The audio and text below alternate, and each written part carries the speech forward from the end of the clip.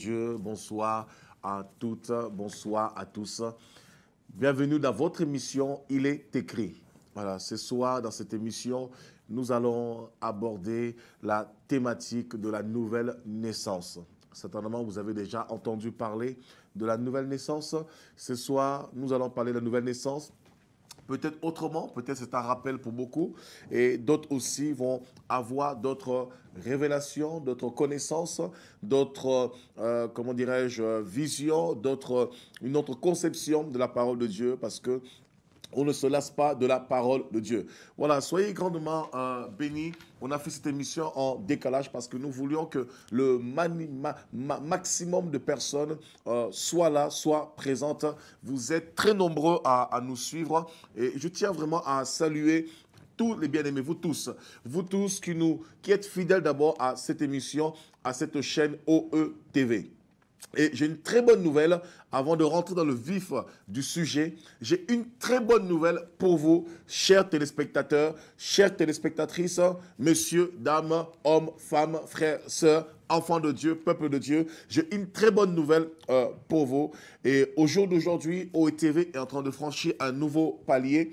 Nous vous avions annoncé autrefois que le lancement se ferait sur la Freebox.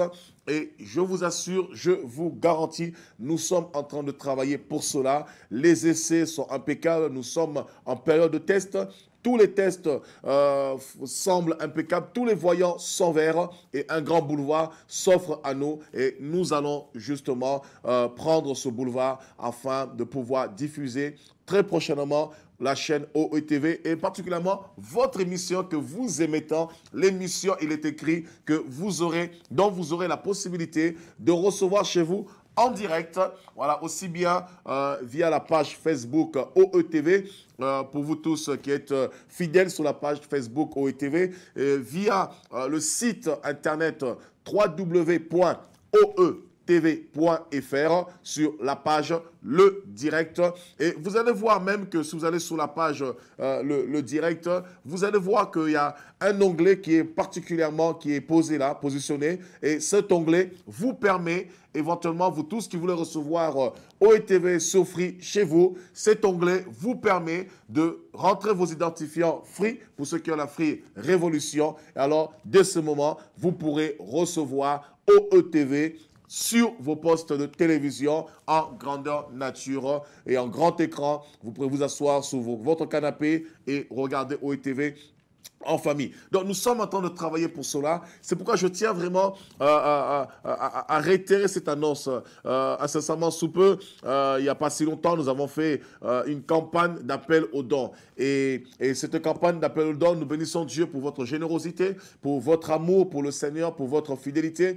Et cet appel aux dons nous a permis que de recueillir actuellement 20 000 euros. Et 20 000 euros, c'est très peu pour la vision qu'est OETV, pour l'ambition d'OETV qui se veut d'être une des plus grandes chaînes francophones de médias, aussi bien au niveau de la parole de Dieu et aussi bien par rapport à tout ce qui est séculier, culturel, politique, sociétal, etc., avec plein de missions. Vous savez, sur OETV, vous êtes fidèle à votre mission, il est écrit. Vous avez aussi plein d'autres émissions, telles que C'est mon histoire, telles que The Worshipper, telles que les missions familiales, Moi et ma maison, nous servons l'Éternel, telles que les missions pour les enfants. Donc, il y a plein d'émissions, un panel d'émissions qui sont produites par OETV. Et nous voulons vraiment, bien aimés, impacter la francophonie. Et cela ne peut pas se faire sans vous. Nous avons besoin de votre amour. Vous aimez OETV, vous aimez votre émission, il est écrit, mais nous pouvons encore aller plus loin en faisant un effort de plus. Au-delà d'aimer cette chaîne de télévision, nous voulons poser des actes de foi qui vont marquer l'histoire de la francophonie. Ne laissez pas cette histoire s'écrire sans vous. Nous vous bénissons parce qu'avec le peu que nous avons déjà reçu, les 20 000 euros, cela nous a permis actuellement, à l'heure où je vous parle, de pouvoir faire les tests, les essais nécessaires pour pouvoir diffuser sur le réseau. Voilà, le réseau séculé, bien sûr, Freebox. Donc, sur la Freebox, nous pouvons diffuser, vous pouvez recevoir cela. Et incessamment sous peu, vous aurez une vidéo qui va circuler pour vous montrer comment est-ce que vous allez recevoir OETV sur votre box Free à la maison, avec votre télécommande Free, vous allez cliquer, vous allez recevoir OETV. Dans les jours qui viennent, vous aurez une vidéo explicative qui vous montrera cela. Vous voyez, bien aimé, avec le peu, la Bible dit, on ne doit pas mépriser les faibles commencements. Et avec le peu, par la grâce du Seigneur, avec le peu, nous arrivons à faire des exploits. Alors imaginez-vous, si nous arrivons à atteindre les 500 000 euros, bien aimé, cela nous permettra de pouvoir acquérir nos propres locaux pour OETV, de salarier les personnes qui vont être là 24 heures sur 24, 7 jours sur 7. Et pour votre information, sachez-le déjà, OETV, c'est votre télévision. Quels que soient les messages que Dieu vous donne, vous êtes docteur de la parole, vous êtes pasteur, ne vous inquiétez pas. OETV, c'est une œuvre, un don pour la francophonie. Et vous êtes pasteur, vous êtes chanteur, vous êtes frère, vous êtes sœur, vous avez une exhortation, vous avez un témoignage, vous avez une histoire à raconter. Le portail OETV est pour vous, c'est pour les enfants de Dieu. N'hésitez pas à écrire à contact@oetv.fr.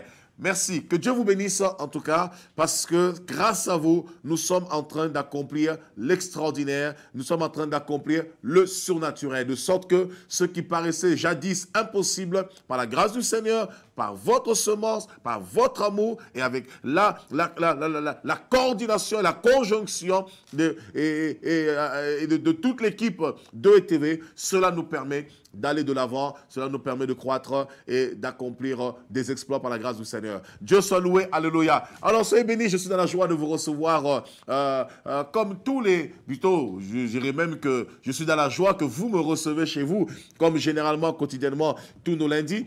Et ce soir, dans notre émission, nous allons partager sur la nouvelle naissance. On a développé une série d'enseignements sur la croissance spirituelle. On avait commencé par rapport à le sperme de Dieu, et ensuite on a compris que le sperme de Dieu, c'était la parole de Dieu, et ensuite après, on a développé sur le fait que le sperme rencontre l'ovule, et bien sûr, nous sommes dans la nouvelle naissance. On a vu les étapes de la nouvelle naissance, de la croissance spirituelle, de notre origine spirituelle, dans la semence de Dieu, et ensuite comment cette semence, en fait, qui était spirituelle, va se matérialiser.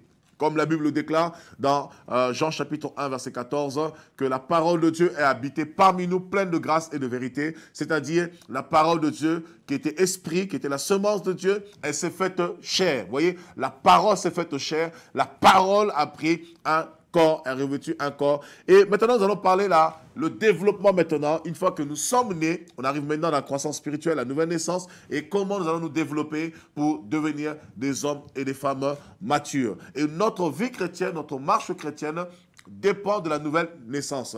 La nouvelle naissance est une étape sine qua non pour la croissance spirituelle. Pour être un homme fait, une femme faite, pour être une personne affermie dans la foi, on se doit de passer par la nouvelle naissance, car sans cela, il est inconcevable de pouvoir croître et encore moins de jouir de tous les bienfaits de Dieu, de l'héritage des saints, bien sûr, dans la lumière, selon Colossiens chapitre 1 au verset 12. Alors, nous allons prendre le passage que tout le monde connaît dans Jean chapitre 3. Je prie que le Dieu de tous les esprits, le Dieu dont tous les esprits et toutes les familles de la terre tirent leur nom, de lui, à cet instant, vous ouvre l'esprit pour que vous compreniez l'espérance qui s'attache à son appel. Je prie que Dieu ouvre les yeux de vos cœurs pour que vous soyez illuminés dans sa connaissance, dans sa plénitude.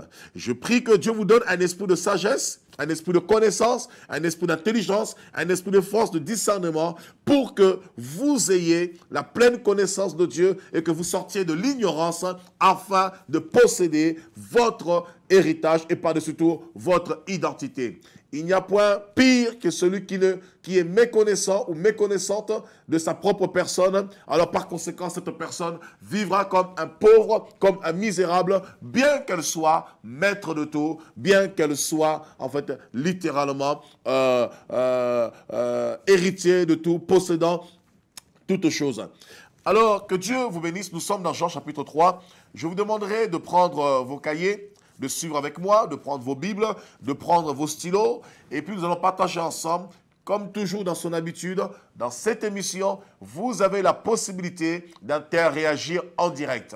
Alors n'hésitez pas d'interréagir en direct au numéro suivant, au 06 51 91 40 80. Vous pouvez interagir en direct au 06 51 91 40 80 et en direct, le standard décrochera et automatiquement votre appel me sera transféré et je répondrai à toutes vos questions, à toutes vos attentes, à toutes vos interrogations en direct live pour que nous soyons tous ensemble édifiés, encouragés, fortifiés pour que nous allons loin avec le Seigneur. Alors n'hésitez pas à interagir. Vous pouvez aussi appeler pour apporter vos commentaires, apporter un plus, ce que Dieu vous met à cœur. Vous n'appelez pas simplement pour poser des questions, mais vous pouvez aussi appeler pour argumenter ou agrémenter, pour pouvoir édifier un grand nombre parmi nous. Alléluia Père, nous te bénissons, nous te magnifions, nous te rendons grâce, toi qui es le Dieu Tout-Puissant, toi qui es le Dieu Seigneur, ô Dieu de gloire, qui donne la sagesse, l'intelligence. Car il est écrit, la crainte de l'Éternel est le commencement de la sagesse. Et ta parole déclare, Seigneur, que tout don parfait, toute grâce excellente viennent d'en haut du Père de lumière, en qui il n'y a ni changement, ni ombre de variation. Alors c'est pourquoi, Seigneur, nous nous remettons à toi et nous voulons que ton esprit nous enseigne, nous convainc, nous dirige, nous instruise, afin que nous soyons des hommes et des femmes faits, accomplis dans ta loi parfaite. Que ton nom soit magnifié au nom de Jésus-Christ. Amen. Nous sommes dans le livre de Jean, chapitre 3, à partir du verset 1. Alors, je lis la Bible. N'hésitez surtout pas. Vous pouvez lire avec moi. Et Dieu va vous faire un grand bien. Alors, Jean chapitre 3, verset 1.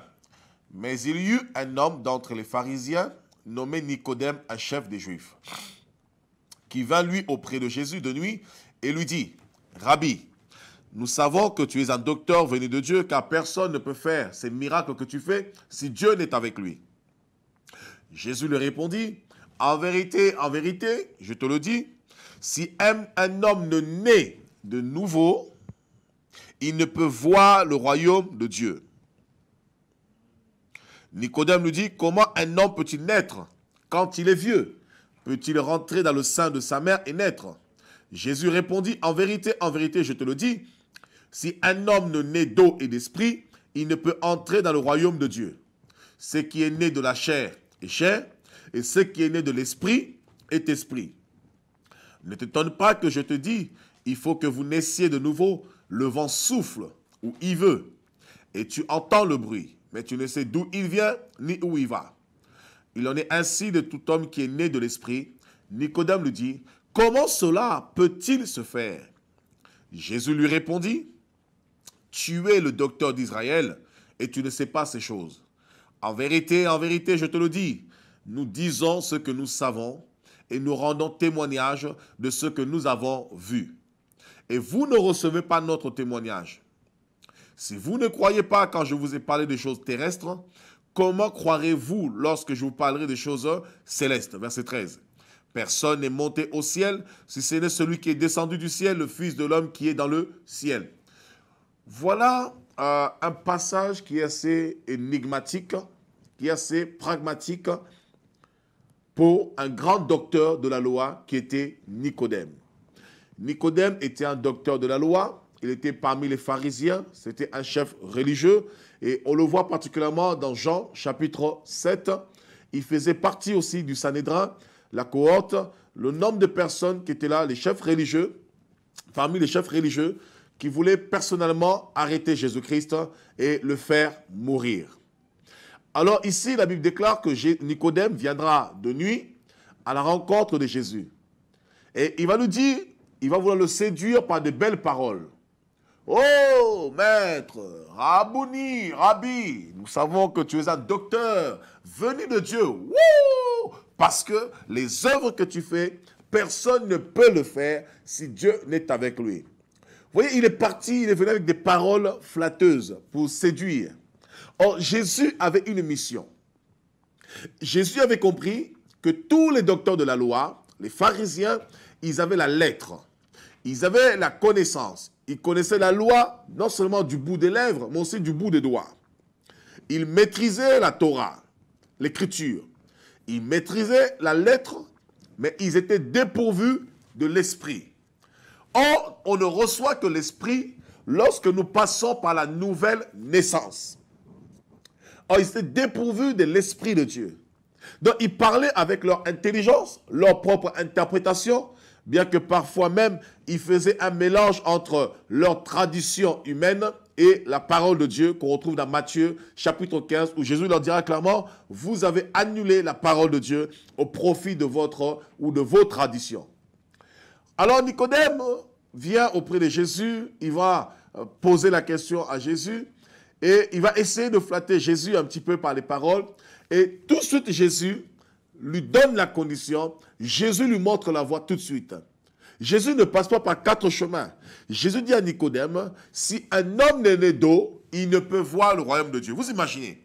Alors que la question de Nicodème n'était pas la nouvelle naissance, naître d'eau, d'esprit ou pas. La question de Nicodème, quand il est venu juste dire à Jésus simplement, nous nous rendons compte que tu es un homme de Dieu.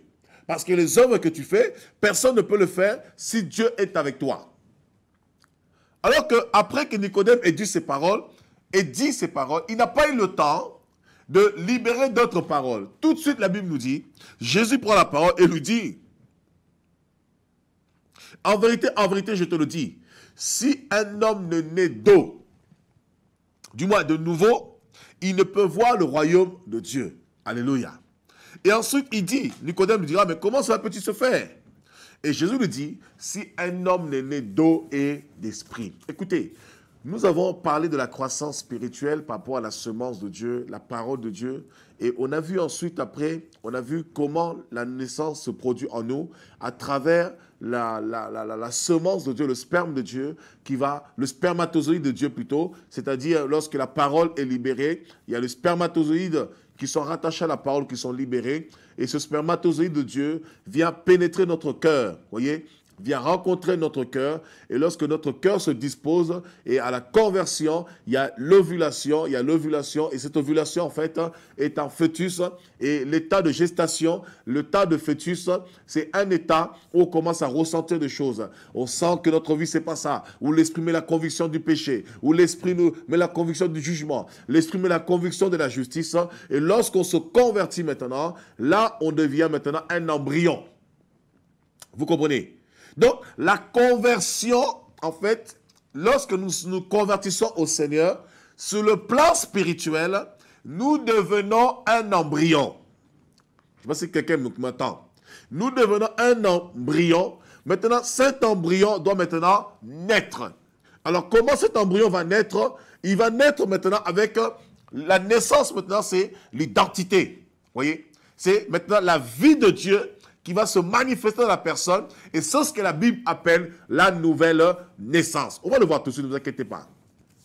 Alors ici, il nous dit clairement, il dit à Nicodème, si un homme ne naît de nouveau, il ne peut voir le royaume de Dieu.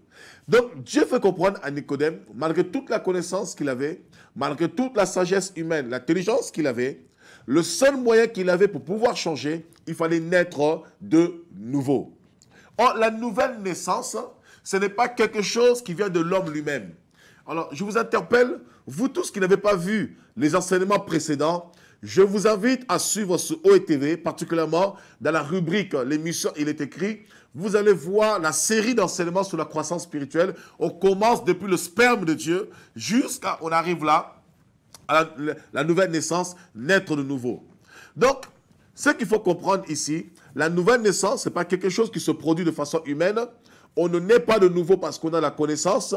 On ne naît pas de nouveau parce que nous avons la parole de Dieu. On ne naît pas de nouveau parce que nous lisons la parole. On ne naît pas de nouveau parce qu'on fréquente une église. On ne naît pas de nouveau parce que nous connaissons un pasteur. On ne naît pas de nouveau parce que nous accompagnons quelqu'un à un lieu de culte, à un lieu de prière, ou parce que simplement nous avons une notion de Dieu, une connaissance de Dieu, intellectuelle, bien sûr, philosophique, mais nous naissons de nouveau lorsque véritablement nous sommes nés de l'eau et de l'esprit.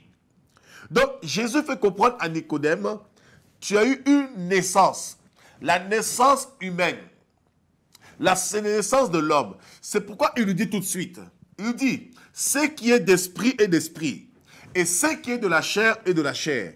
Donc, Jésus fait comprendre à Nicodème, tu as eu la première naissance, la naissance humaine. Tu as eu la naissance naturelle, la naissance adamique, la naissance charnelle, la naissance physique. Ou la première naissance, c'est la naissance qui est attrait à la religion. Rappelez-vous, lorsque Adam a péché, la Bible déclare, lorsqu'on parle de la généalogie d'Adam dans Genèse 5, on nous parle de la généalogie d'Adam. Et on nous précise que Adam était à l'image de Dieu, à la ressemblance de Dieu. Et lorsqu'Adam va pécher, la Bible déclare que Adam eut un fils à son image et à sa ressemblance. Non plus à l'image de Dieu ou à la ressemblance de Dieu, mais à l'image d'Adam et la ressemblance d'Adam. Lorsque la chute est intervenue, la Bible dit quelque chose. Adam et Ève, ils sont partis devant le figuier, l'arbre, et ils vont prendre des feuilles de figues pour pouvoir s'en revêtir et en faire des vêtements. Là déjà commence la religion, c'est-à-dire, lorsque l'homme est dépourvu de la présence de Dieu, il s'établit sa propre règle. Il essaye d'atteindre Dieu par rapport à sa propre justification. Il essaie d'atteindre Dieu par rapport à ses propres moyens. Nous aurons l'occasion de parler de la religion, de l'origine de la religion, et nous parlerons des feuilles de figues. La première religion mondiale, les feuilles de figues, nous en parlerons. Alors, l'homme essaie d'atteindre Dieu par rapport, en fait, lui-même. Et Nicodème ici, lorsqu'il vient parler à Jésus ici, il savait qu'il était un grand docteur. Il connaissait son statut. Et Nicodème se référait à son statut, mais Jésus n'avait que faire de son statut, et Jésus lui fait comprendre, tu dois naître de nouveau. L'exemple type de Nicodème, Nicodème peut ressembler, ou on peut faire allusion à toutes ces personnes qui se recommandent de Dieu, toutes les personnes qui prêchent la parole de Dieu, toutes les personnes qui se recommandent être apôtres, pasteurs, docteurs, évangélistes, chantres, prophètes, mais qui en vérité ne sont pas nés de nouveau. Parce que naître de nouveau, ce n'est pas un slogan, ce n'est pas une parole, c'est une attitude, c'est une conduite, c'est un mode de vie et c'est un état de fait. Alors, Jésus lui fait comprendre que ton intelligence, tes capacités intellectuelles ne pourront jamais atteindre Dieu. Tu ne pourras pas atteindre la justice de Dieu. Tu ne pourras pas être revêtu de la nature divine si tu essayes d'atteindre Dieu par tes raisonnements ou par toi-même. Alors, Jésus lui montre le chemin, la voie tout de suite. Il lui dit, il faut que vous naissiez de nouveau. Lorsqu'on parle de la nouvelle naissance, c'est la régénération. La nouvelle naissance, c'est le renouveau. Voyez? La nouvelle naissance, c'est le renouvellement. Et Jésus l'explique, il va détailler maintenant ce que c'est la nouvelle naissance. Ça veut dire, lorsqu'on parle de naître de nouveau, ça veut dire qu'il y avait aussi une ancienne naissance. Et je vous l'ai dit, je ne vais pas m'attarder là-dessus. Ce qui m'importe, c'est naître d'eau et d'esprit. L'ancienne naissance, c'est la nature adamique. L'ancienne naissance, c'est la nature pécheresse. L'ancienne naissance, c'est la nature charnelle. L'ancienne naissance, c'est la nature dépourvue de la présence de Dieu. L'ancienne naissance, c'est la nature dépourvue de la communion, de l'intimité de Dieu, avec Dieu. L'ancienne naissance, c'est une personne en fait qui vit sa vie selon son entendement, selon ses raisonnements, selon son intelligence, mais dépourvue de la vie de Dieu. Alors, Jésus nous fait comprendre qu'il faut naître de nouveau et il explique maintenant comment naître de nouveau.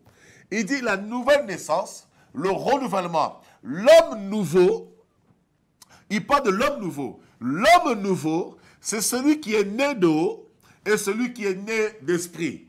C'est-à-dire qu'il ne suffit pas simplement d'avoir l'eau. Tu peux avoir l'eau, mais si tu n'as pas l'esprit, tu n'es pas né de nouveau. Tu peux avoir l'esprit.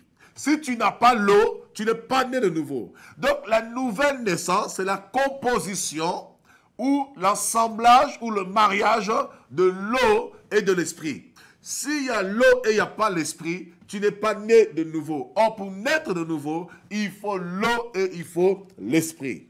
Alors, vous me poserez la question, alors, qu'est-ce que la naissance d'eau et qu'est-ce que la naissance d'esprit? Alors, comprenez une chose. La nouvelle naissance dans la Bible, c'est le premier niveau de la croissance de l'homme intérieur. Je dis bien, je répète encore. Le premier niveau, plutôt la nouvelle naissance dans la marche chrétienne, dans la marche spirituelle, la nouvelle naissance est le premier niveau de la croissance spirituelle. Donc le premier niveau, le premier palier, c'est la nouvelle naissance.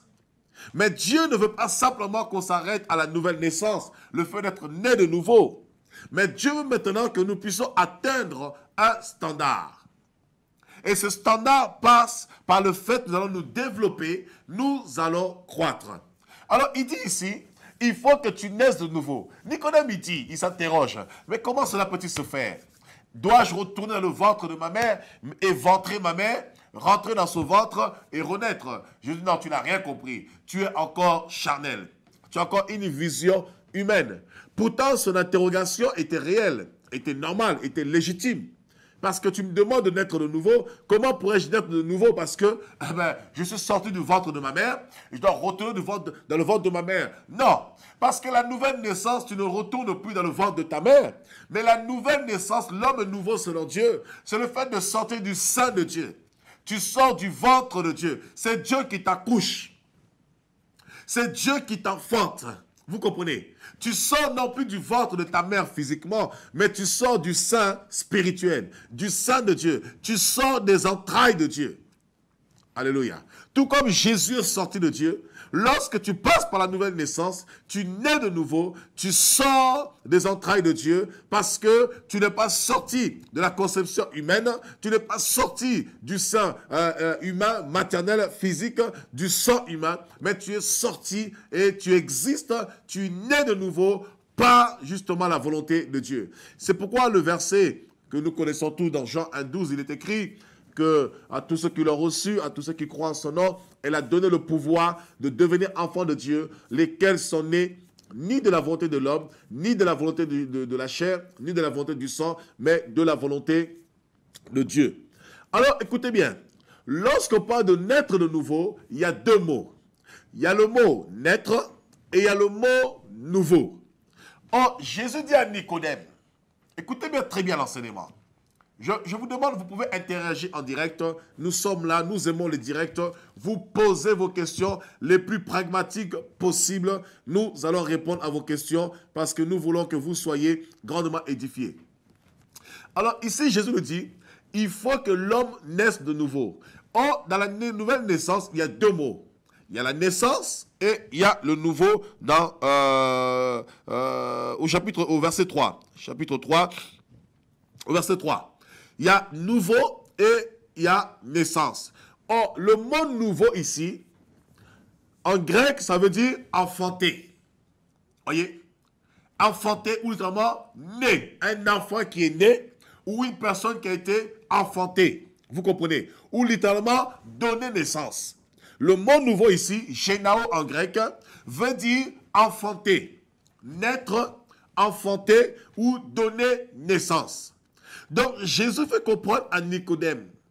Il dit, si quelqu'un est né d'eau et d'esprit, il ne peut rentrer dans le royaume de Dieu. Or, naître d'eau et d'esprit passe d'abord par la nouvelle naissance. Donc, avant de naître d'eau et d'esprit, il faut que tu passes d'abord par la nouvelle naissance. Or, la nouvelle naissance contient deux mots. Naître, le verbe naître, voyez un petit peu. Et ensuite, le mot nouveau. Or, naître ici, je dis génao en grec qui veut dire enfanter. Enfanter, donner naissance. Vous voyez un petit peu. Et ensuite, nouveau ici, ça vient anothène ou ça vient d'ano, translittéré, anothène, qui veut dire d'en haut. Donc, lorsque on parle de la nouvelle naissance, c'est celui qui a été enfanté d'en haut. Vous comprenez? Donc, lorsque Jésus dit à Nicodème, il faut que vous naissiez de nouveau. Il veut dire en fait, il ne faut plus que maintenant vous soyez enfantés par les hommes. Il ne faut plus que tu sois enfanté par ta mère. Il ne faut plus que tu sois enfanté par ton père. Mais il faut que tu sois enfanté par là-haut. Or, le problème, la vraie question se poser. Mais qu'est-ce qu'il y a là-haut? Or, la Bible dit, dans Ésaïe 66, au verset 1, le ciel est son trône. Lorsqu'on parle de là-haut, on parle du ciel. Lorsqu'on parle du ciel, on parle du trône de Dieu. On parle du règne de Dieu. Si on descend plus bas, au verset 13, Jésus dit, personne n'est monté là-haut. Écoutez-moi très bien. Il dit, personne n'est monté là-haut, si ce n'est que celui qui est descendu, le Fils de l'homme qui est dans le ciel. Il ne dit pas qui était. Je reprends encore. Jean chapitre 3, au verset 13. Personne n'est monté au ciel, si ce n'est que celui qui est descendu, le Fils de l'homme qui est dans le ciel. Jésus dit, personne n'est monté là-haut. Oh, Jésus parle de la nouvelle naissance. Donc, Jésus est venu pour communiquer aux hommes la nouvelle naissance, c'est-à-dire la naissance non plus humaine, charnelle, mais la naissance d'en haut. Oh, en même temps, il apporte la réponse à Nicodème en disant, personne n'est monté au ciel, si ce n'est que celui qui est descendu. Or, qui est descendu? C'est le Fils de l'homme qui n'était pas. Parce que s'il avait dit qui était, ça veut dire qu'il était au ciel et il a quitté le ciel, il n'y est plus.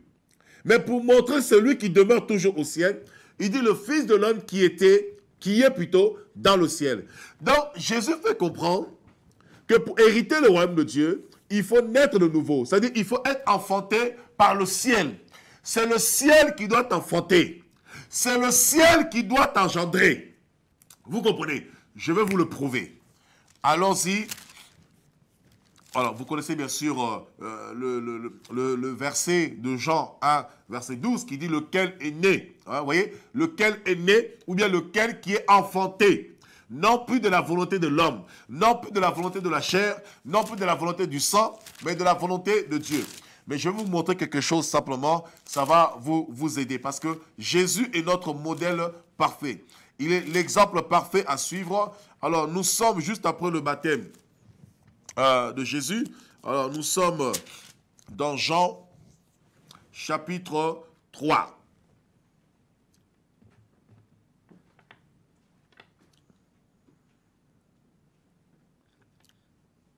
Au verset 16 à 17. Suivez-moi très bien. Dès que Jésus eut achevé, dès que Jésus eut été baptisé, il sortit de l'eau. Et voici les cieux s'ouvrirent et il vit l'Esprit de Dieu descendre comme une colombe, venir sur lui.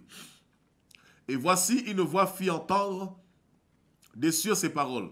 Celui-ci est mon Fils bien-aimé, en qui j'ai mis toute mon affection. Écoutez, la Bible déclare ici, Jésus va se faire baptiser par Jean-Baptiste, le ciel va s'ouvrir, une voix va se faire entendre du ciel. Voici celui-ci est mon Fils bien-aimé, en qui j'ai mis toute mon affection. Or, Colossiens 1 nous dit, Jésus est le premier-né. Ça veut dire quoi? De tous les enfants de Dieu sur la terre, Jésus est le premier-né, le premier fils, le fils modèle. Donc, cela montrait que Jésus, en fait, n'était pas né de la volonté de l'homme, de la chair, mais il était né de la volonté du ciel, en fait, de sa propre volonté à lui-même. Donc, lorsque le ciel s'est ouvert, c'est Jésus qui parlait à lui-même. Et ça nous renvoie dans le psaume 110, verset 1. Le Seigneur dit à mon Seigneur. Donc le Seigneur parle à lui-même. N'essaye pas de comprendre, c'est Dieu.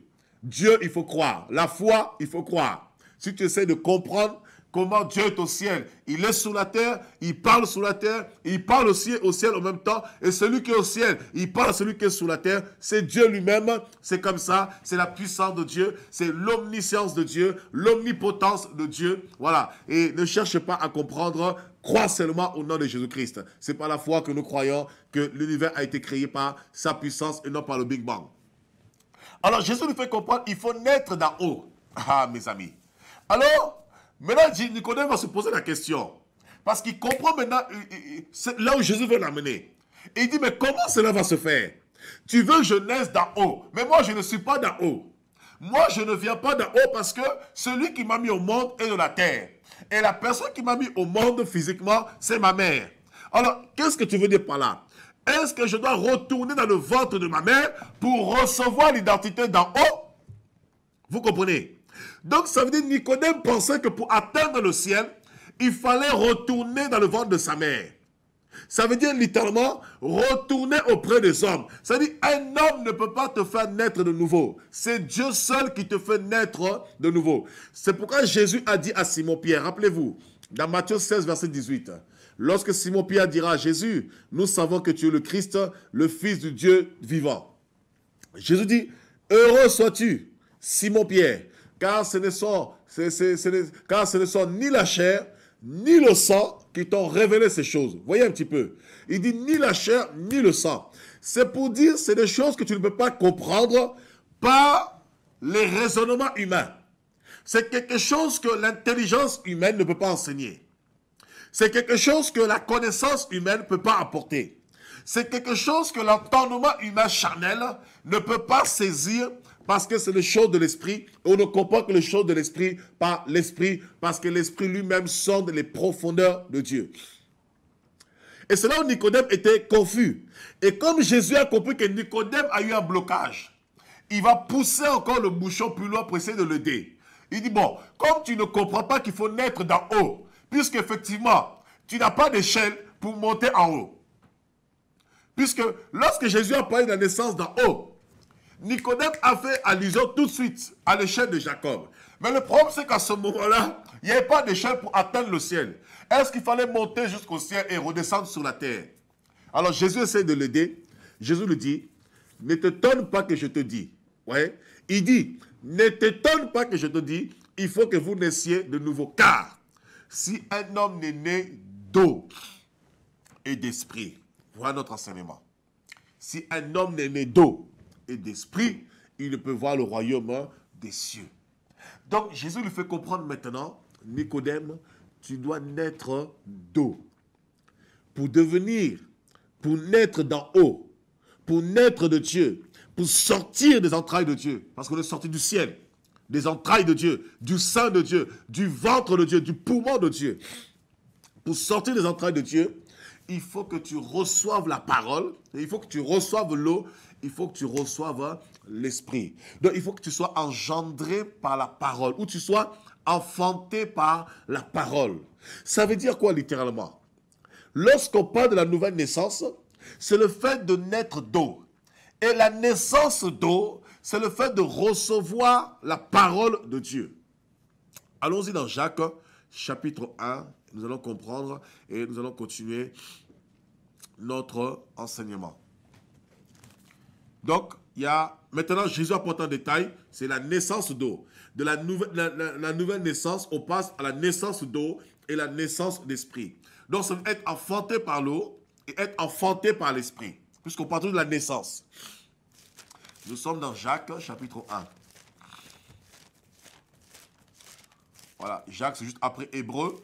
Ceux qui ont leur Bible, nous sommes dans Jacques, chapitre 1, verset 18. Écoutez maintenant ce qu'il dit. Il nous a engendrés. Il nous a engendrés selon sa volonté, par la parole de vérité, afin que nous soyons en quelque sorte les prémices de ces créatures. Voyez un peu.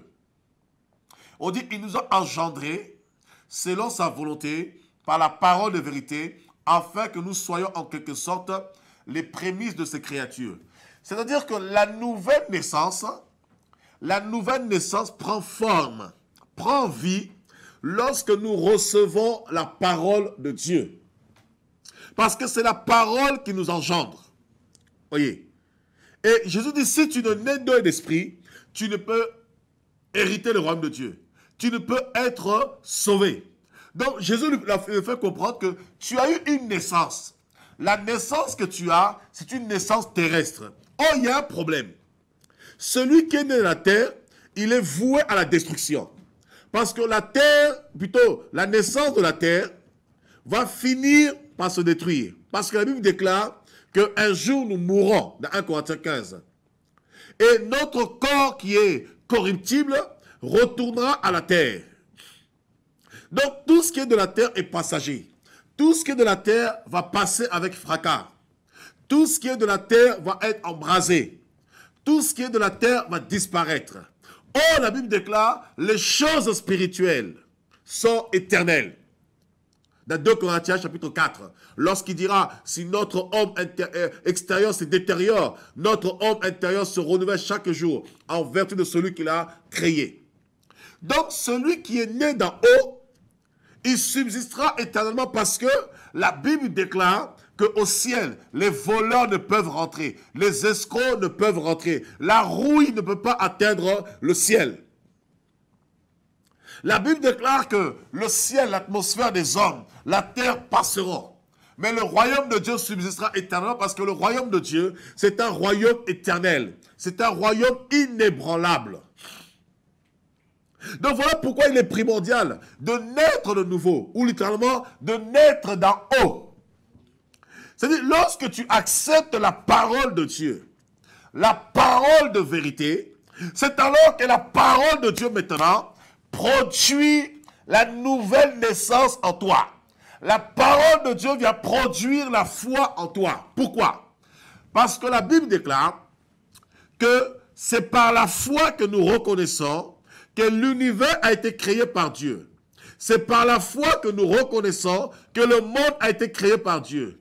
C'est par la foi que nous reconnaissons que tout ce qui existe, existe par Dieu. Et pour finir, la Bible dit dans Hébreux 11, que tous ceux qui s'approchent de Dieu doivent avoir la foi que Dieu existe. Et non seulement que Dieu existe, mais Dieu est le rémunérateur de tous ceux qui l'invoquent, de tous ceux qui le cherchent. Or, cette foi vient par la parole de Dieu. Parce que la Bible nous dit, la foi vient de ce que l'on entend. On va le lire dans Romains 10, 17. La foi vient de ce qu'on entend, et ce que l'on entend vient de la parole de Dieu. Donc, c'est la parole de Dieu qui va produire la foi en nous pour que nous soyons connectés à Dieu. Donc, la nouvelle naissance, littéralement, c'est le fait de recevoir la parole et que la parole produise la foi en nous. Ou littéralement, la nouvelle naissance, c'est le fait que la parole prenne vie en nous, ou c'est le fait que la foi en nous naît. C'est le fait que la foi en nous soit activée, c'est le fait que la foi en nous, en fait, prenne vie. Lorsque la foi prend vie en nous, c'est alors que nous passons par la nouvelle naissance. Nous sommes dans Romains, je vous ai dit, chapitre 10. Ainsi, la foi vient de ce qu'on entend. Romains chapitre 10, verset 17. Ainsi, la foi vient de ce qu'on entend, et ce qu'on entend vient de la parole de Christ. Voilà. Ainsi, la foi vient de ce qu'on entend. Or, comment voulez-vous avoir foi en Dieu? Comment voulez-vous être de la nature d'en haut, de la nature de Dieu, si vous n'avez pas la foi au préalable? C'est impossible. C'est impossible. Vous pouvez avoir la croyance, mais avoir la foi, c'est le fait d'avoir Christ dans son cœur. Or, Christ est la parole, puisqu'il dit ainsi donc, la foi vient de ce qu'on entend, et ce qu'on entend vient de la parole de Christ. Donc, c'est la parole de Christ qui va te pousser à croire en Christ. Or, le problème, c'était quoi? Nicodème est venu voir Jésus, mais il ne croyait pas en Jésus-Christ. Il reconnaissait que Jésus était venu de Dieu. Il reconnaissait que Jésus avait un potentiel extraordinaire. Que Jésus se distinguait des hommes, que Jésus pouvait accomplir des miracles, des prodiges, des exploits. Mais il ne croyait pas en Jésus, c'est-à-dire, il n'avait pas foi en Jésus. Il n'avait pas reçu la parole de Christ. Or, la nouvelle naissance, naître d'en haut, c'est lorsque tu reçois la parole de Christ. Lorsque la parole de Christ prend vie en toi. Lorsque la parole de Christ est sémée en toi, cette parole maintenant va susciter la foi en toi. Cette parole va susciter la foi pour que maintenant tu commences à croire, non plus aux choses terrestres, mais tu commences à croire à l'invisible. Alors dans Hébreux chapitre 11. Hébreux chapitre 11. Écoutez. Hébreux 11, verset 3. C'est par la foi que nous reconnaissons que l'univers a été formé par la parole de Dieu. Écoutez-moi très bien. C'est par la foi que nous reconnaissons que l'univers a été formé par la parole de Dieu. En sorte que ce qu'on voit n'a pas été fait de choses visibles. Donc, ça veut dire quoi? Il dit de sorte que ce qu'on voit n'a pas été fait de choses visibles, mais ça a été fait à partir de choses invisibles. Or, la foi te permet de sortir du visible pour rentrer dans l'invisible. Or, l'invisible est ce qui est d'en haut. L'invisible est ce qui est spirituel. L'invisible est ce que tu ne peux pas atteindre par rapport à tes raisonnements. Ce que tu ne peux pas atteindre par rapport à ton statut. Ce que tu ne peux pas atteindre par rapport à ta nature humaine, ta nature pécheresse, ta nature adamique. Parce que Jésus a dit, ce qui est d'esprit est d'esprit, ce qui est de la chair est de la chair. Or, l'homme charnel, l'homme naturel, ne peut pas concevoir les choses de l'esprit parce que ça dépasse son entendement.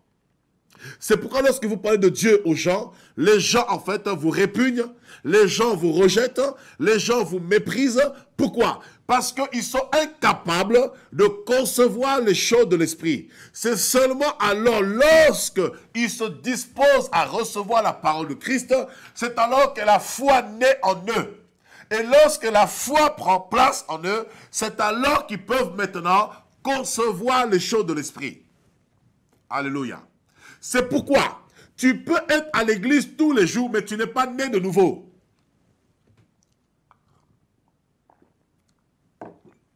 Tu peux être à l'église tous les jours, mais tu n'es pas né de nouveau. Nicodème allait rencontrer Jésus. Venir à l'église quelque part, c'est aussi le fait d'aller rencontrer Dieu. Tu peux venir tous les jours à l'église. Mais cela ne veut pas dire que tu es né de nouveau. Tu es né de nouveau seulement lorsque tu laisses la parole de Dieu prendre place en toi. Lorsque tu laisses la parole de Dieu prendre vie en toi, c'est alors que la foi s'active. Et lorsque la foi s'active, pourquoi? Dans Ecclésiaste 3, verset 11, la Bible déclare, Dieu a mis dans le cœur de l'homme la pensée de l'éternité.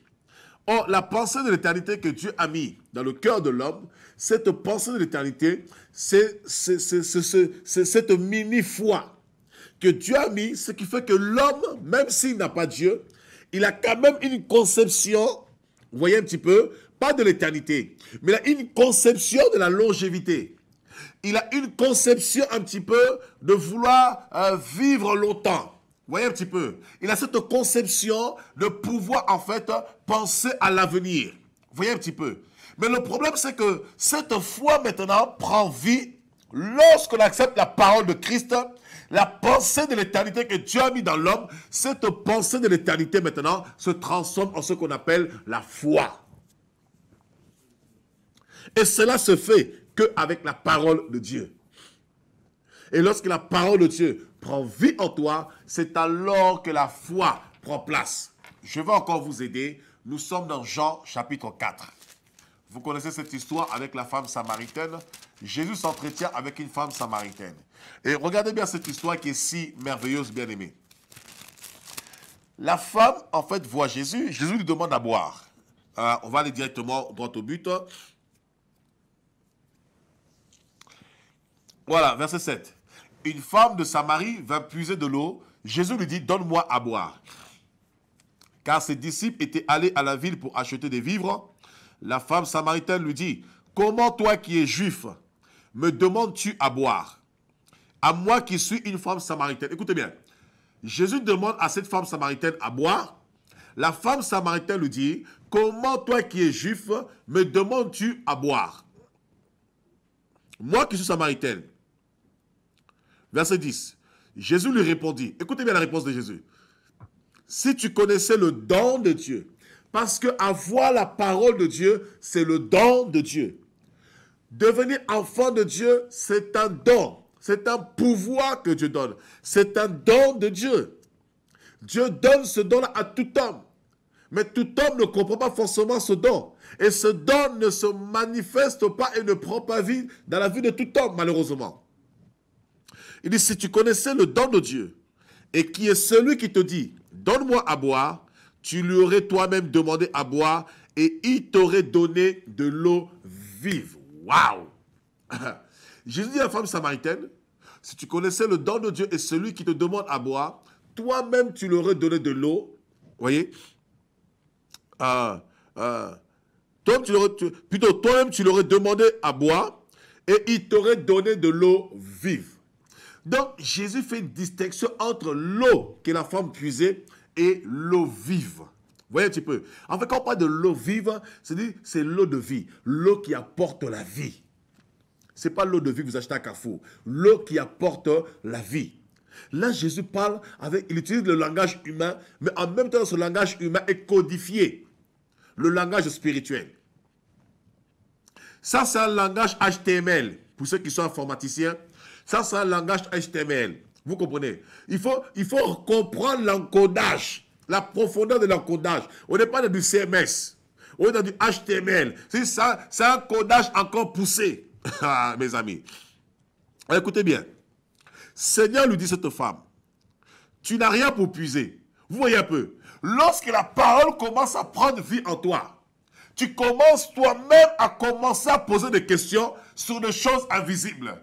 Et la femme commence à dire à Jésus, mais Seigneur, tu me parles de l'eau, mais tu n'as rien pour puiser. Oh, généralement pour puiser, il faut avoir, comment ça s'appelle, un récipient pour puiser. Avoir une cruche, un récipient, un verre, un tonneau, une bouteille, tout ce que vous voulez, pour pouvoir puiser. Mais elle se rend compte finalement, mais cette personne qui me parle de l'eau, mais bizarrement, il n'a pas de récipient pour pouvoir puiser de l'eau. Écoutez bien encore. Elle lui dit, es-tu plus grand que notre père Jacob? Jésus lui dit maintenant, verset 13, quiconque boit de cette eau aura encore soif, mais celui qui boira de l'eau que je lui donnerai n'aura jamais soif. Et l'eau que je lui donnerai deviendra en lui une source d'eau qui jaillira jusque dans la vie éternelle. La femme lui dit, Seigneur, verset 14, donne-moi cette eau, afin que je n'ai plus soif et que je ne vienne plus puiser ici. Écoutez-moi très bien. Jésus dit à cette femme, si tu connaissais le don de Dieu et celui qui te demandait à boire, tu lui aurais toi-même demandé de l'eau et lui t'aurait donné de l'eau vive. Écoutez le langage de la femme. Elle commençait à comprendre que cette eau dont Jésus lui parlait n'était plus l'eau naturelle. Et là, elle commençait maintenant à réaliser la parole de Jésus. Et lorsqu'elle a commencé à réaliser la parole de Jésus, la parole a commencé à produire la nouvelle naissance en elle. Écoutez bien.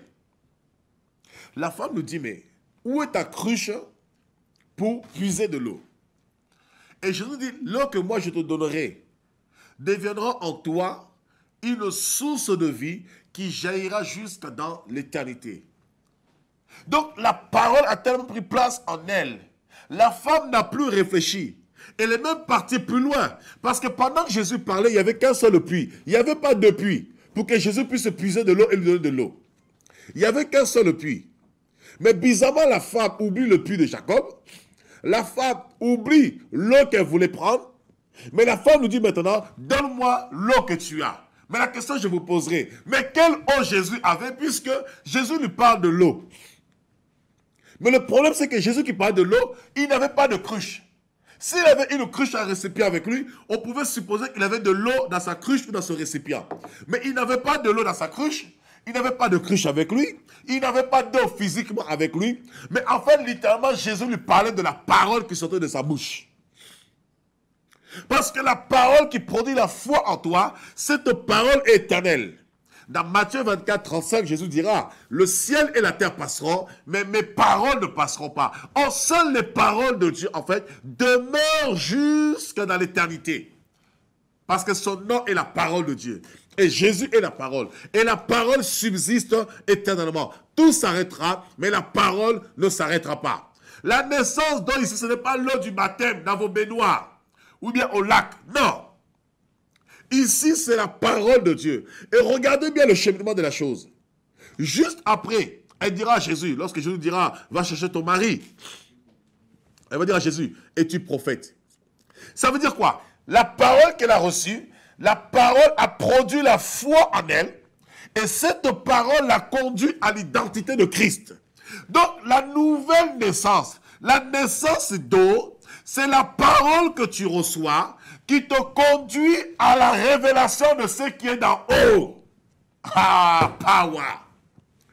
La nouvelle naissance, la naissance d'eau, c'est la parole que tu reçois qui te conduit non seulement à l'identité d'en haut, c'est de Dieu, parce que tu es sorti de Dieu, mais au-delà de Dieu, ça te ramène à ta propre identité pour que tu comprennes que tu es fils de Dieu. C'est pourquoi, bien-aimé, ta marche chrétienne dépend de ta nouvelle naissance, si tu es né de nouveau ou pas. Et cela dépend de la parole que tu reçois. Cela dépend de la parole que tu as reçue.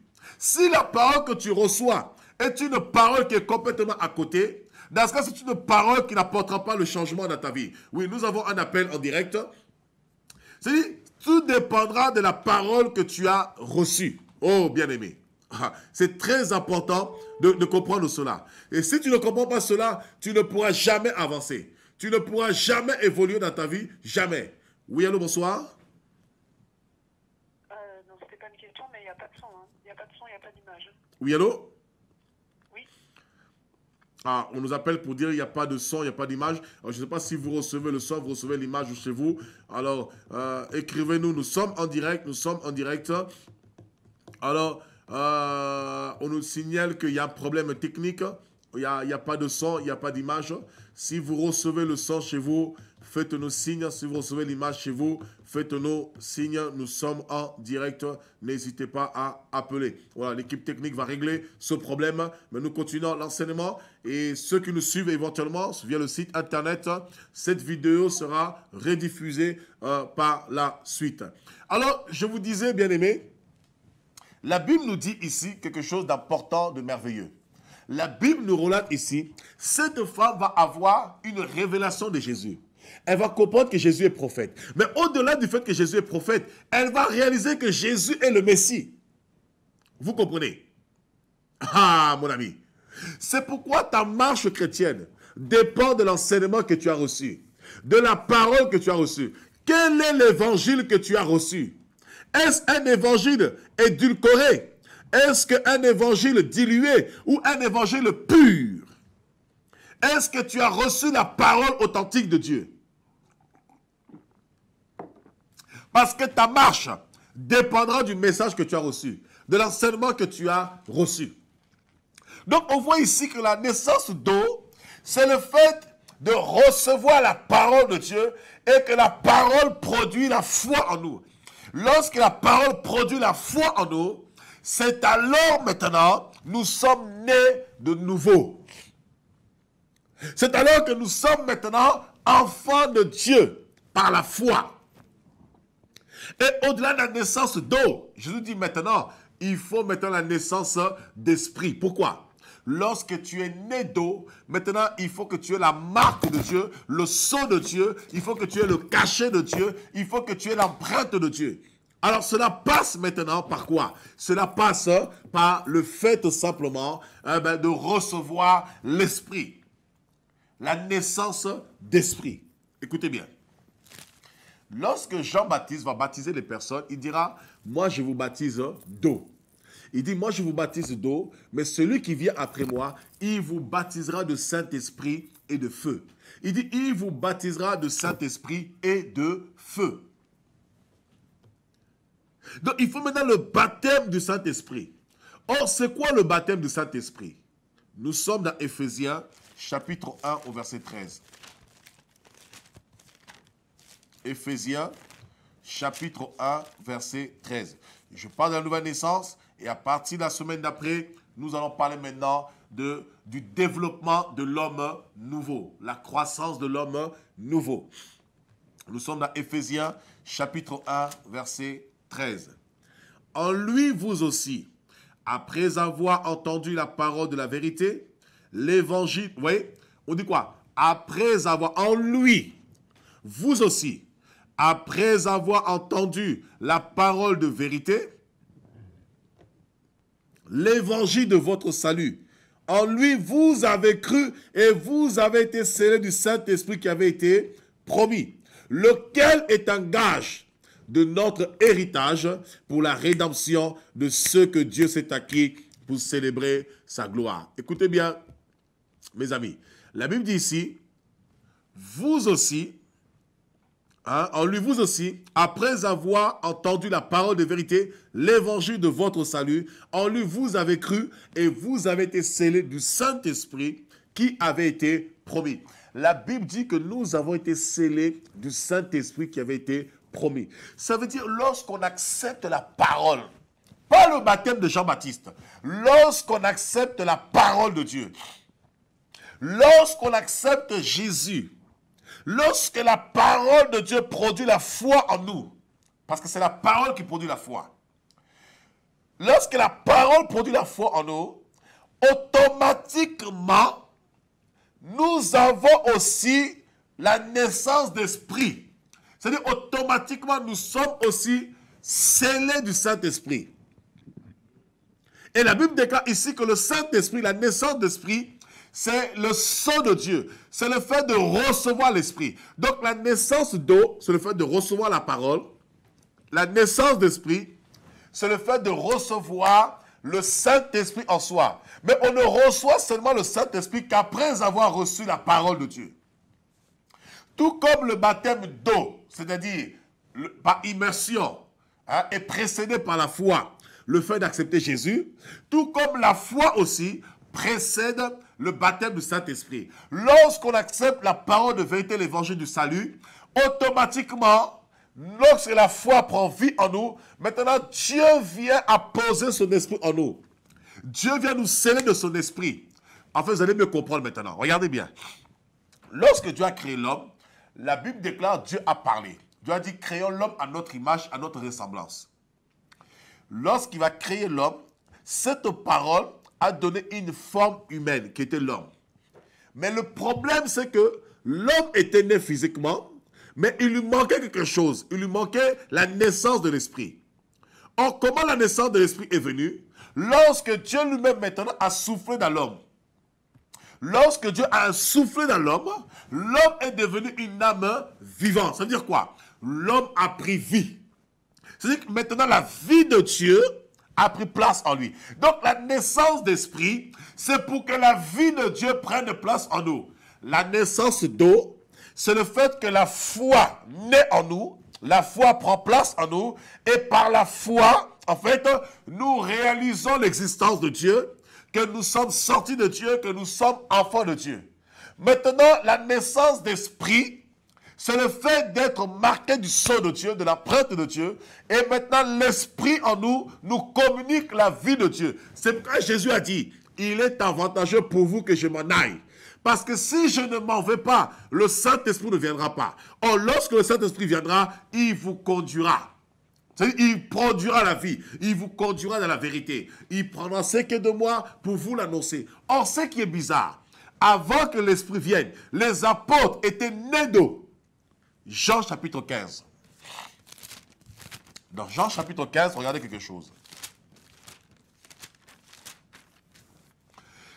Dans Jean 15, Jésus dit, « Déjà vous êtes purs à cause de la parole que je vous ai annoncée. » Donc, dans Jean chapitre 15, verset 3, Jésus dit aux apôtres, « Déjà vous êtes purs à cause de la parole que je vous ai annoncée. » Donc, à cause de la parole que je vous ai annoncée, mes amis, automatiquement, vous êtes purs. Vous voyez un petit peu. Donc, la parole vient pour nous purifier, vient pour nous sanctifier, vient pour nous nettoyer. C'est pourquoi dans Jean 17, verset 17, il est écrit, « Père, sanctifie-les par ta parole, car ta parole est la vérité. » Donc, la parole vient pour nous nettoyer, la parole vient pour nous purifier, la parole vient pour nous sanctifier, la parole vient enfin pour nous disposer à la foi et produire la foi en nous. Lorsque la foi prend place, maintenant l'Esprit vient en nous. L'Esprit vient en nous pour nous communiquer maintenant la vie de Dieu. Parce que le seul lien maintenant que nous avons entre Dieu et nous sur la terre, le seul pont que nous avons, c'est l'Esprit. Et c'est l'Esprit qui prend les choses de Dieu pour nous le communiquer. Allons-y dans le livre de 1 Corinthiens. Vous allez comprendre.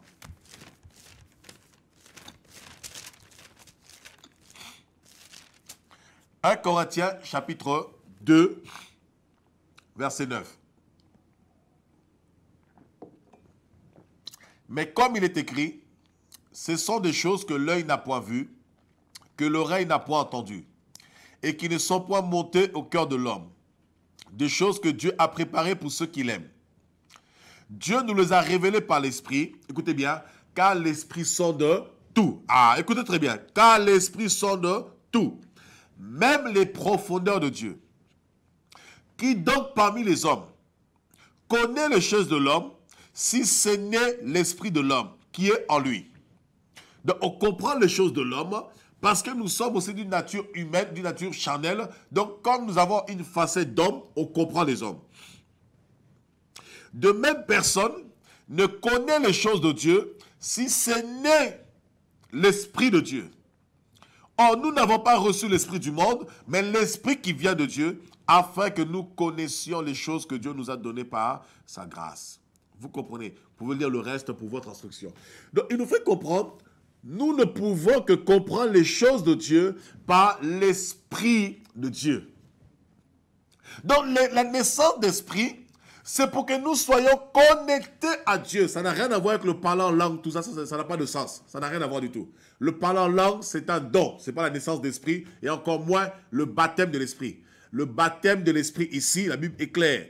Le baptême de feu, oui, peut être attribué au parler en langue ou d'autres dons. Mais ici, lorsqu'on parle de la naissance d'eau et d'esprit, la naissance d'eau, c'est le fait de recevoir la parole, on était clair là-dessus. Et la naissance d'esprit, c'est après avoir reçu la parole, nous sommes scellés du Saint-Esprit. Nous avons le Saint-Esprit en nous. Et le Saint-Esprit maintenant nous communique la vie de Dieu pour que nous recevions l'adoption, nous recevions en fait l'héritage des saints dans la lumière et que nous ne vivons pas sous la terre comme des ignorants, comme des égarés, comme des personnes perdues. Donc, la naissance d'esprit, c'est le fait de recevoir le Saint-Esprit en soi, la marque de Dieu, l'empreinte de Dieu. Et par conséquent, lorsque nous avons la naissance d'eau, la naissance d'esprit, là maintenant nous sommes des hommes d'en haut. Comme la Bible déclare, nous sommes citoyens des cieux.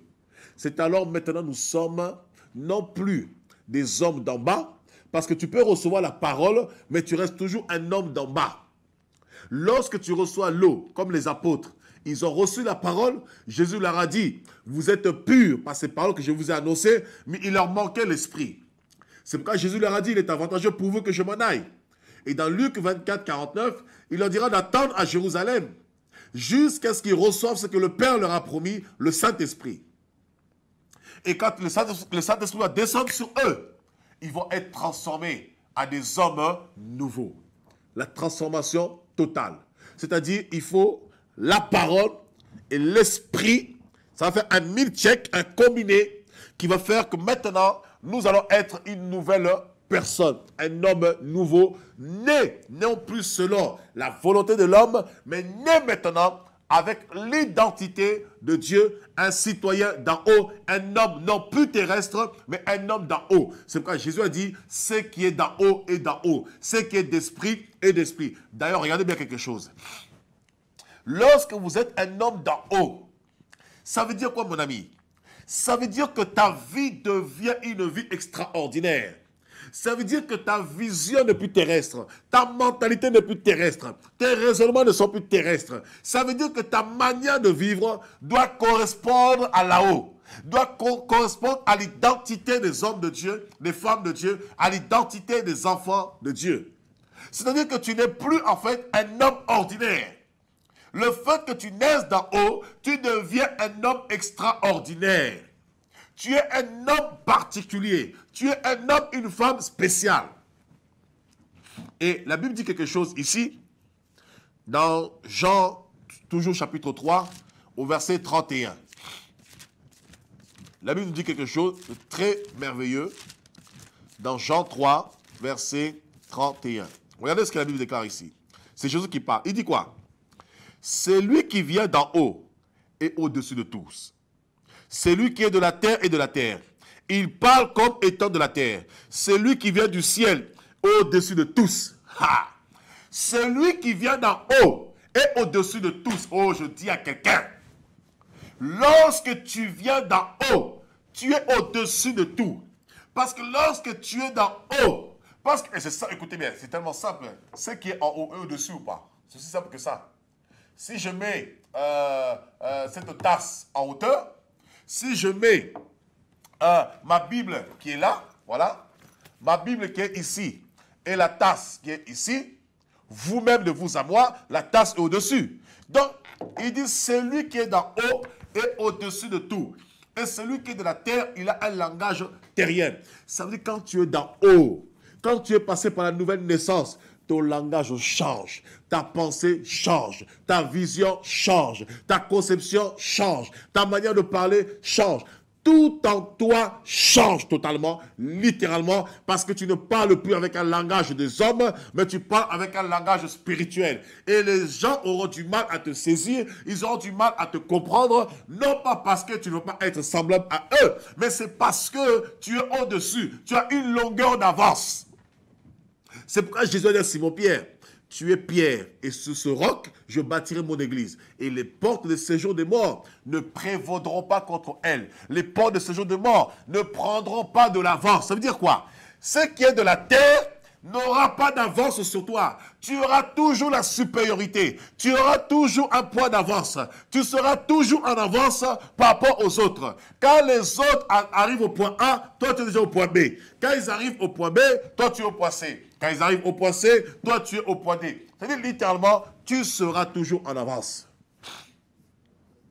Oh mon ami, réalise que Dieu t'a élevé dans les hauteurs. C'est pourquoi la Bible déclare que tu es la tête et non la queue. Ah oui. C'est important de comprendre cela. Mais tu ne peux que comprendre cela si l'enseignement que tu as reçu à ta conversion, c'est un enseignement basé d'en haut. Est-ce que l'enseignement que tu as reçu, c'est un enseignement de la terre qui fait que tu crois simplement en Dieu, mais la foi ne prend pas vie en toi? Parce que si la foi prend vie en toi, tu vis en nouveauté de vie. Et c'est alors maintenant, lorsque tu as reçu la parole, lorsque tu as reçu l'esprit, c'est alors maintenant la Bible appelle l'homme intérieur qui prend naissance en toi.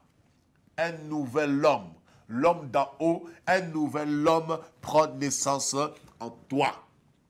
Nous sommes dans les 5 minutes qui nous restent, nous sommes, mon ami, dans 2 Corinthiens, chapitre, avant même 2 Corinthiens, nous allons prendre Éphésiens, chapitre 4. On va prendre 2 Corinthiens, comme ça on va directement sur Éphésiens après, pour éviter de revenir. Alors 2 Corinthiens, chapitre 4, la Bible nous déclare quelque chose, la Bible dit, c'est pourquoi, au verset 16, c'est pourquoi nous ne perdons pas courage, et même si notre homme extérieur se détruit, notre homme intérieur se renouvelle de jour en jour. Verset 17. Car nos légères afflictions du moment présent produisent pour nous, au-delà de toute mesure, un poids éternel de gloire, parce que nous regardons non point aux choses visibles, mais à celles qui sont invisibles. Car les choses visibles sont passagères et les choses invisibles sont éternelles. Vous voyez? On ne regarde plus aux choses visibles, mais on regarde aux choses invisibles. L'homme né de nouveau, il ne s'arrête plus à ce que ses yeux voient. Il voit au-delà. Il a des yeux mystiques. Il a des yeux spirituels, des yeux cachés que tout le monde ne voit pas. Alors dans Éphésiens, chapitre 4.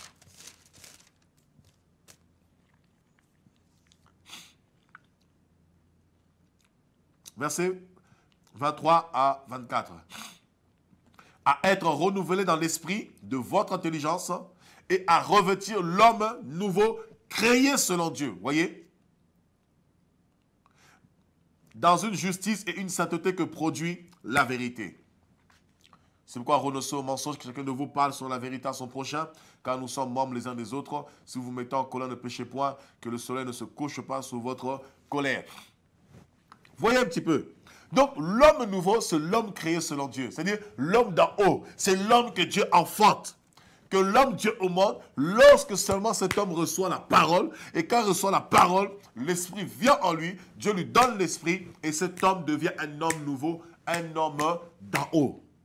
Et cet homme d'en haut, il ne marche plus sur les choses visibles, parce qu'il n'est pas de la terre avec un langage terrestre, mais c'est un homme qui marche avec une pensée invisible, il regarde aux choses invisibles, car les choses invisibles sont éternelles. Et par-dessus tout, la naissance d'esprit maintenant, Une fois que c'est acquis, tu as la marque de Dieu, le sceau de Dieu. Maintenant, la naissance d'esprit aussi a la particularité maintenant de te faire intégrer dans la famille de Dieu. Parce que, comment reconnaît-on un enfant de Dieu? C'est par le fait qu'il a l'empreinte de Dieu, le sceau de Dieu, la marque de Dieu, comme en Israël, en Égypte. Lorsque les enfants d'Israël étaient en Égypte, la Bible déclare qu'ils avaient mis du sang sur les linteaux de leurs portes, et quand l'ange destructeur passait, il ne pouvait pas toucher ces personnes parce qu'elles appartenaient à Dieu. Alors maintenant, en fait, ce sang, en fait, c'était la marque d'appartenance à la famille de Dieu. Donc le Saint-Esprit aussi, qui est le sceau, la marque de Dieu, et non seulement il est la marque de Dieu pour nous communiquer la vie de Dieu, et c'est lui aussi qui est le signe de Dieu, de notre appartenance à la famille de Dieu. 1 Corinthiens chapitre 12, et nous allons nous arrêter à là. Et la semaine prochaine maintenant, nous allons développer la croissance de l'homme intérieur. 1 Corinthiens chapitre 12. Au verset 12. Car le corps est un et a plusieurs membres. Et comme tous les membres du corps, malgré leur nombre, ne forment qu'un seul corps. Ainsi en est-il de Christ. Nous avons tous en effet été baptisés dans un seul esprit pour former un seul corps. Vous voyez, la Bible déclare que nous sommes un corps. Tout comme le corps physique porte plusieurs membres, le corps de Christ aussi a plusieurs membres, mais le corps est un. Il est composé de plusieurs membres, donc plusieurs personnes, mais le corps est un. Il n'y a pas deux corps, il n'y a pas trois corps, il n'y a qu'un seul corps. Et il dit, nous avons tous en effet été baptisés dans un seul esprit pour former un seul corps. Soit juifs, grecs, esclaves, libres, et nous avons tous été abreuvés d'un seul esprit. Ainsi, le corps n'est pas un seul membre, mais il est formé de plusieurs membres. Voyez un peu. Donc, nous avons été baptisés du Saint-Esprit pour former un seul corps. Donc, déjà, on voit clairement que le baptême du Saint-Esprit n'a rien à voir avec le parler en langue, le don spirituel. Donc, nous avons été baptisés du Saint-Esprit pour recevoir la marque, le sceau de Dieu, par-dessus tout, la vie de Dieu, aussi nous incorporer dans le corps du Christ pour que nous soyons membres de la famille de Dieu. Et c'est pourquoi Éphésiens 2, verset 19 déclare, « Vous, au contraire, vous n'êtes plus des étrangers, vous êtes maintenant devenus gens de la maison de Dieu parce que nous avons reçu l'Esprit de Dieu. » Voilà, mes amis, la nouvelle naissance, la naissance d'eau et la naissance d'esprit. Donc, la naissance d'eau et la naissance d'esprit ont pour vocation maintenant de créer en nous, en fait, l'homme nouveau. C'est-à-dire, cet homme-là qui va être enfanté. Ce que je dis que la naissance d'eau et la naissance d'esprit, c'est le premier niveau dans la marche chrétienne, dans la marche spirituelle, c'est le premier niveau de croissance. Tu ne peux pas croître si au préalable, tu n'es pas né de nouveau, né d'eau et né d'esprit. On a vu la procédure, le processus. Nous sommes d'abord le sperme de Dieu. Ensuite, nous sommes le spermatozoïde. Ensuite, l'ovulation se fait avec notre cœur.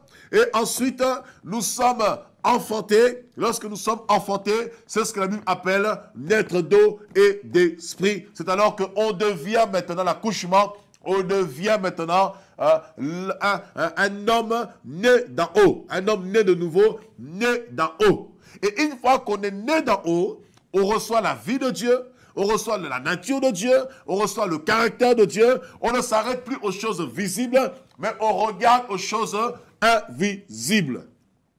C'est pourquoi, bien aimé, je vous dis quelque chose. Ces hommes qui ont servi Dieu, tels qu'Abraham, écoutez quelque chose. Dieu appelle Abraham. Il dit à Abraham, je vais finir par cela. Il dit à Abraham, quitte ta patrie, quitte la maison de ton père, va dans un pays que je te montrerai. Je ferai de toi une grande nation. Abraham, il quitte tout. Il va dans un lieu, une terre qu'il ne connaît pas, une terre inconnue, sans direction, mais Dieu était son GPS. Lorsqu'il arrive à Canaan, la Bible dit dans Hébreux, chapitre 11, verset 10, Abraham arrivait à Canaan, il ne s'est pas attaché à la terre de Canaan, mais il a préféré habiter sous des tentes, comprenant qu'il était passager et étranger sur la terre, mais par contre, il attendait une cité dont Dieu lui-même est l'architecte, une cité qui a des fondements solides. Pourquoi? parce qu'il y a une nouvelle naissance qui s'est opérée dans la vie d'Abraham. Et il ne regardait plus. Il avait reçu la parole de Dieu, l'Esprit de Dieu le conduisait, et par conséquent, il ne regardait plus aux choses de la terre, aux choses visibles, bien qu'il avait reçu la promesse de l'abondance, mais ses yeux étaient rivés vers le spirituel. Il avait la prospérité de la terre, mais ses yeux étaient rivés vers le ciel. Il faut la naissance d'esprit, le souffle de Dieu, la marque de Dieu, pneuma, le souffle de pneuma en grec, le souffle, le vent. Ce que Jésus a dit, le vent souffle, vous en entendez le bruit, mais vous savez ni d'où il vient, ni où il va. Oui, le vent, on ne sait pas d'où il vient, parce que c'est un vent qui vient de l'esprit, qui vient d'en haut, qui vient de Dieu, et on ne sait pas où il va, parce que la personne ne la verra pas demain, mais la personne va vers le ciel. Donc, le vent, il vient du ciel, et il retourne au ciel. Soyez bénis à travers cet enseignement. Partagez cet enseignement autour de vous. Toutes les questions que vous avez, posez-les. Certainement, les gens poseront la question. Dans ce cas, pourquoi Apollos, qui avait rencontré Priscille et Aquilas, avait reçu le baptême de Jean? Oui, il avait reçu le baptême de Jean. Il avait entendu parler de Jésus, comme beaucoup qui étaient avec Jean-Baptiste, parce que Jean-Baptiste avait enseigné sur Jésus. Mais il a fallu que Priscille et Aquilas puisse leur enseigner avec exactitude les voies du Seigneur. Et c'est alors que la parole va prendre vie en lui et il va recevoir le Saint-Esprit. Et c'est pourquoi Paul a prié dans Acte 19 pour toutes ces personnes qui n'avaient pas reçu le Saint-Esprit, parce qu'ils avaient seulement reçu le baptême de Jean. Et il fallait d'abord, au-delà du baptême de Jean, il fallait qu'ils reçoivent maintenant le véritable évangile, la parole de Christ qui produit la véritable foi, et ensuite maintenant qu'ils reçoivent le Saint-Esprit et qu'ils soient complets, qu'ils soient des hommes et des femmes d'en haut, marchant plus dans le visible, mais marchant dans l'invisible. Que l'invisible soit votre partage, que vous soyez des hommes invisibles, que vous soyez des femmes invisibles, que vous ne vous focalisez pas aux choses d'en bas, mais que vous vous focalisez aux choses d'en haut. Et cet homme né de nouveau, cet homme nouveau, cet homme créé selon Dieu, cet homme d'en haut, maintenant pour que la vie de Dieu soit manifeste en lui, il se doit maintenant de grandir dans la connaissance de Dieu pour pouvoir jouir de l'héritage de Dieu. Et nous développerons cet enseignement lors de prochains enseignements. Et nous allons développer le livre de Jean. L'apôtre Jean nous parle de cela. Nous sommes dans le livre de Jean. Nous sommes dans le livre de Jean, bien-aimés. Nous sommes dans le livre de Jean, dans 2 Jean. Jean apporte quelque chose de merveilleux. Laissez-moi trouver le passage. Voilà, dans 1 Jean plutôt, chapitre 2, verset 12, il dit « Je vous écris, petits enfants, parce que vos péchés vous sont pardonnés à cause de son nom. » Alors, nous allons développer maintenant l'étape des petits enfants. La semaine prochaine, tous ensemble. Que Dieu vous bénisse pour votre fidélité, pour votre amour, pour votre passion, de nous recevoir à chaque fois, quotidiennement, chez vous, à travers cette émission. Il est écrit, je le crois, vous êtes fortifiés, vous êtes bénis, que la grâce de Dieu abonde encore dans vos vies, dans vos maisons. Attachez-vous au Seigneur, persévérez dans la foi, focalisez-vous sur les choses invisibles, selon Hébreux chapitre 12, versets 1 à 2, que vos yeux soient rivés sur le Seigneur, lui seul, rien d'autre. Que l'amour, la paix, la joie du Seigneur abondent dans vos cœurs, dans vos maisons, au nom de Jésus-Christ. Et je nous invite tous ensemble à se retrouver pour une prochaine émission d'Il est écrit.